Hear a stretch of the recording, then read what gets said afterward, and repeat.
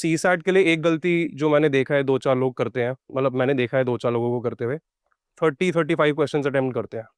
And C SAT में 2.5 marks मिलते हैं पर क्वेश्चन, बट गलत भी ज़्यादा होते हैं, तो अकॉर्डिंगली गलत भी ज़्यादा है।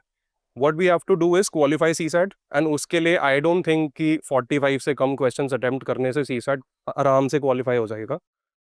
मे बी बॉर्डर लाइन पे हो सकते हैं, बट बहुत आराम से क्वालिफाई नहीं हो सकता। So this time I attempted about 56-58 questions in CSAT and comfortably qualify हो गया था। And mostly I think English comprehension सबको करना चाहिए सी सैट में।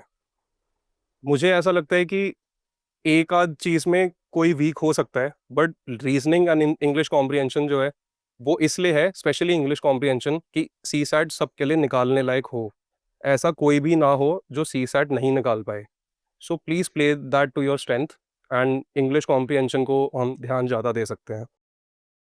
उसके बाद फॉर एग्जांपल मैथ्स के जो सवाल आते हैं, देयर इज़ वन थिंग जो मैं भी स्टार्टिंग में करता था कि जब मैं टेस्ट सॉल्व कर रहा हूँ, मेरे को लगता है कि बस होने वाला है, तो 5-7 मिनट मेरे एक ही सवाल में निकल गए।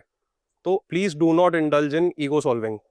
नहीं हो रहा, 2-3 मिनट में आगे बढ़ो, वापस आएंगे उस पे, टाइम मिलेगा तो। बट अभी और बहुत सवाल करने हैं।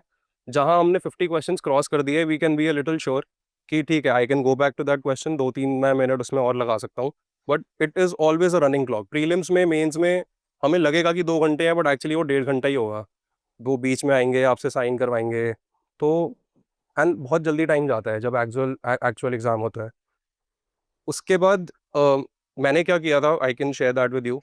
मैंने स्टार्टिंग के 45 to 50 मिनट्स इंग्लिश के लिए डेजिग्नेट कर दिए थे कि मेरे को सारे वो जो 20-22 सवाल हैं 45-50 मिनट्स में ख़त्म करने हैं। एंड उसके बाद I will go to reasoning and I will go to maths.